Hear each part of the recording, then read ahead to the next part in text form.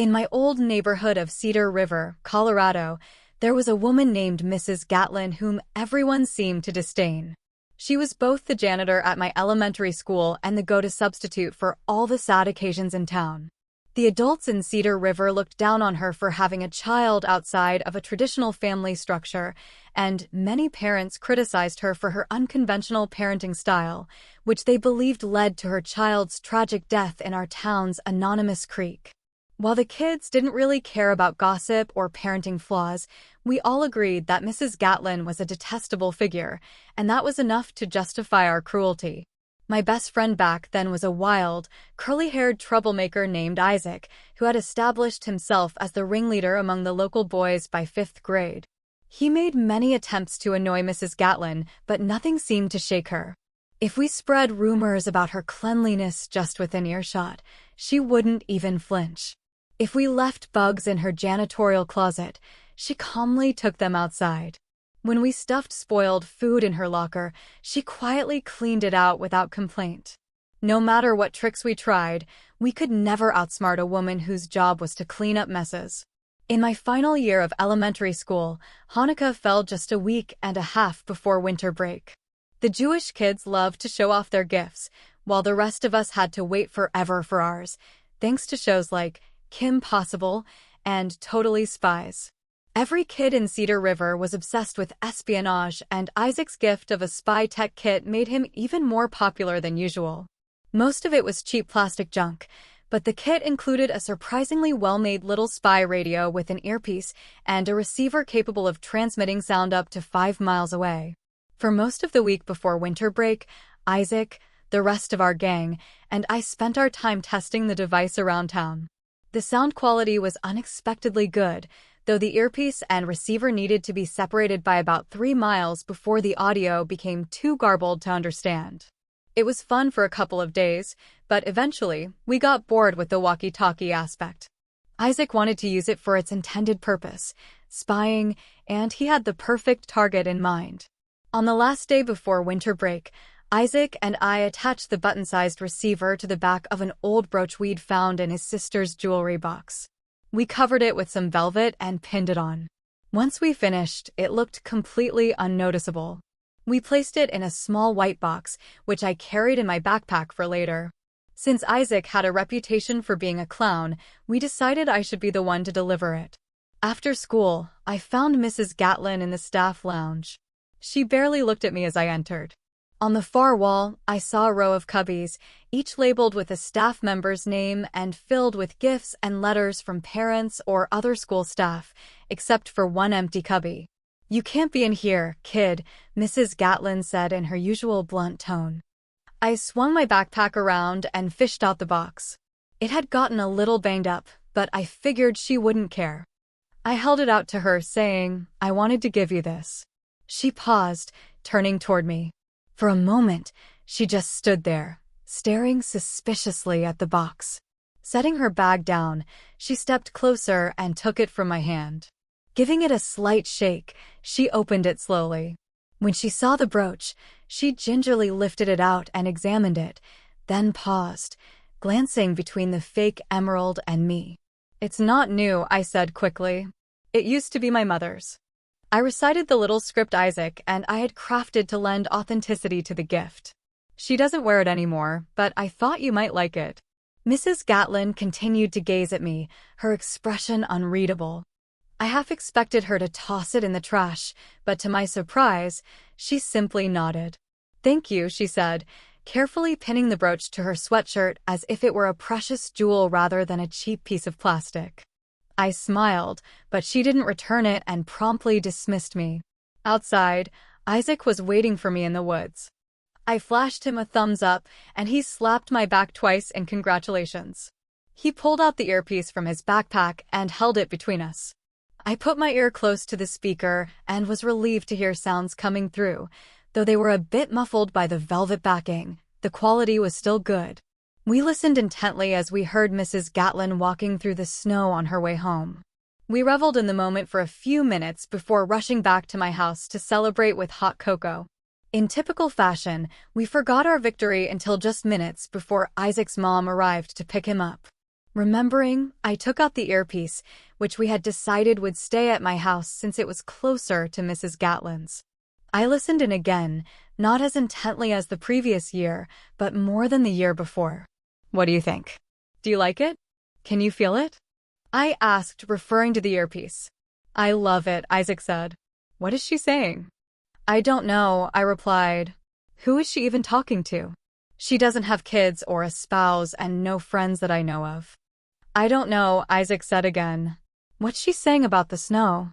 The question seemed odd. Can you feel it? It was a strange thing to ask anyone, yet we sat there listening to her talk for 5 straight minutes. I'd never heard Miss Gatlin speak that much in my life, even though I'd seen her almost every day since I was 5. Looking back, I'm not sure what we expected, but it definitely wasn't that long of a speech. We strained to hear if there was anyone else with her, but it was just her voice. Maybe she's schizophrenic, Isaac suggested. I didn't know what that meant, but I trusted his judgment. His mom showed up to take him home, and I turned the speaker off to walk him outside. After that, I sometimes turned the speaker on just to listen.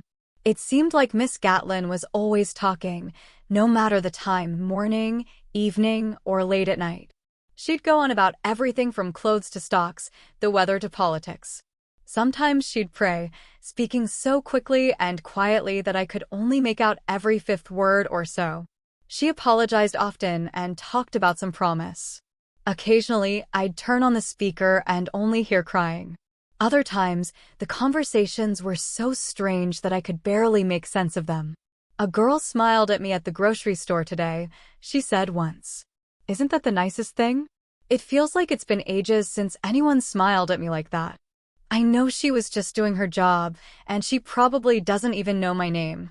Oh, how hard it's been, how lonely. But I'm so close to the finish line. I won't break my promise now. A few days before school started, Isaac and I decided to visit her house, curious to find out who she was talking to. I'd seen her place a few times, and each time I was struck by how small and isolated it was. Her little house stood on the edge of the southern woods on a large, lonely plot of land off a rarely used road. Isaac and I stood by the roadside, staring at her small, weather-worn home, which looked like it only had enough space for a bedroom, a bathroom, and maybe a tiny kitchen. There's no way anyone else lives there, Isaac said after a while. We were too far away to see inside the windows, but too nervous to get any closer. She's either a witch or just a sad, lonely old woman who went crazy from having no friends, Isaac said, growing bored quickly. We left not long after that. When we'd made it partway down the road, something made me turn back and give the house one last look. I saw the unmistakable figure of Miss Gatlin standing on her porch, staring right at us. I grabbed Isaac's arm.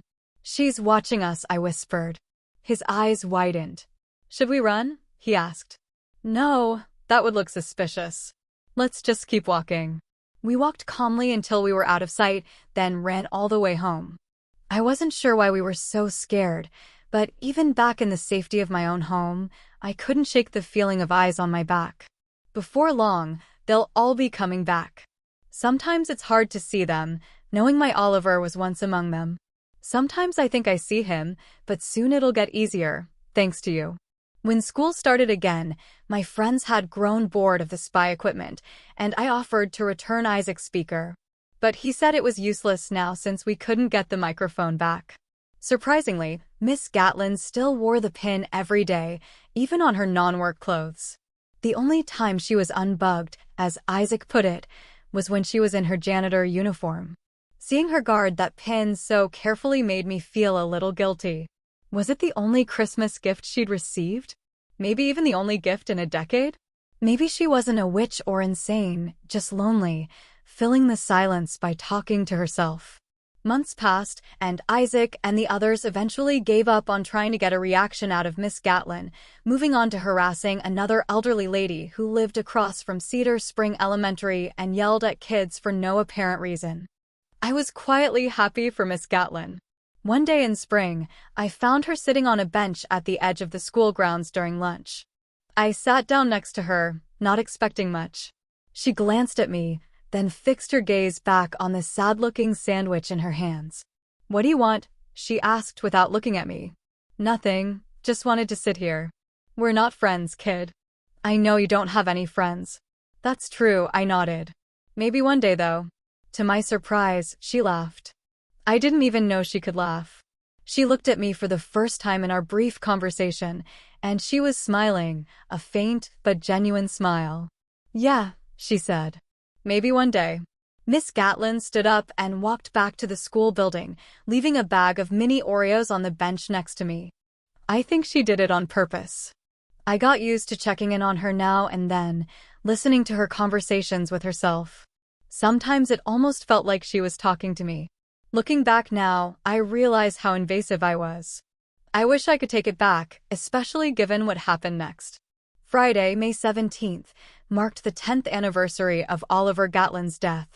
I kept an eye on Miss Gatlin all day, but she didn't seem any sadder than usual.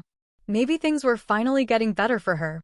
That evening, even though I hadn't checked in on her in a while, I decided to see how she was doing.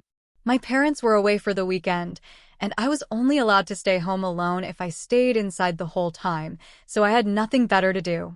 Just after sunset, as I lay on my bedroom floor, I turned on the earpiece. Miss Gatlin was talking to herself as usual, but something was different about her tone. She sounded more excited than ever. "Almost there, almost there, almost there." She repeated those words over and over until, precisely at 8:47 p.m., I let out a sound that I later realized was a cry of triumph. It is done, I murmured, feeling like a shadowy angel. Thank you, 10 years of solitude, and it was worth every moment. Now, angel, take him back to me. What was she talking about? Were those song lyrics? I strained to listen for another voice, but all I heard was Miss Gatlin's voice. After a moment, her cries of joy took on a confused tone. "What do you mean, no? That can't be true." I kept my promise. I followed every rule. I let no one in, made no friends, kept my desires hidden, just as you told me, angel. I slowly sat up, the fear in her voice pushing me to the edge even from miles away. Then she asked a question that still haunts me. "What do you mean I had an audience?" There was a moment of silence, followed by the sharp sound of the microphone being yanked away. I could hear her breathing more clearly than ever as she repeated a single word. "No, no, no." She pulled away from the microphone, her quick breaths interrupted by what sounded like her front door bursting open. After that, there was only silence from the speaker. I stood up in my room, confused about what had just happened and unsure of what to do next. Something urged me to go downstairs and check the locks, so I steeled myself and descended into the dim first floor. I moved through the house, checking the doors and windows, and when I was done, I stood there, sensing she was coming, knowing there was nothing I could do to stop it. At first, I thought I was hearing the wind, but it grew stronger, and I realized it was moaning. I heard it before I saw her, the anguished cry I had only heard faintly in films where a mother loses her child. In the darkness of my living room, I watched her sprint from the tree line toward my home, her mouth wide open, eyes vacant, dressed in a white nightgown. She looked like a figure from my worst nightmares. I dropped to the floor and crawled away from the window, hiding behind a couch. "Why?" she screamed, her lonely voice rising and falling as she climbed the steps to my door and pounded her fists against it. "Why?" I needed to answer the phone, but it was too close to the window, and I was frozen. She hit the door so hard I was afraid the hinges would give way. "How could you do this to me?" I covered my mouth with my hand, terrified she would know I was inside. Her cries intensified as she circled the porch, her heavy knocks replaced by the thudding of her shoes on the wooden floor.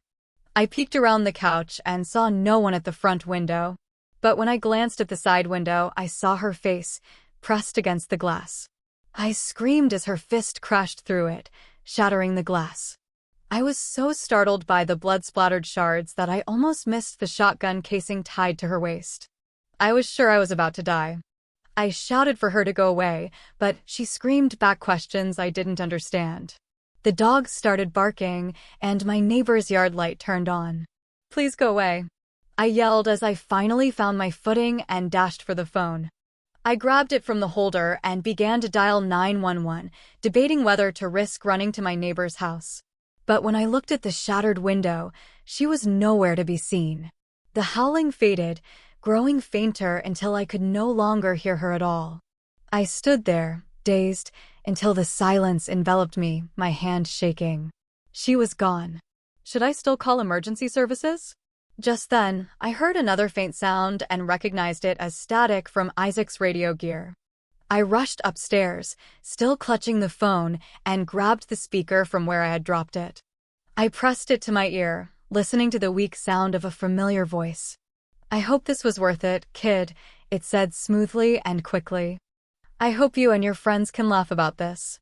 I heard a bang and then nothing. It took the police 2 weeks to find her body, buried deep in the woods under a thick blanket of junipers, not far from the banks of the Cedar River. Her face was so disfigured that she was nearly unrecognizable. They identified her by the shotgun lying beside her. They said that despite being covered in enough blood to attract every animal within a 3-mile radius, her body remained untouched by predators. Even the insects seemed reluctant to approach her. The decay took its time, as if even the lowest creatures feared tainting themselves with the presence of the lonely woman in the woods. They found no clues about her identity.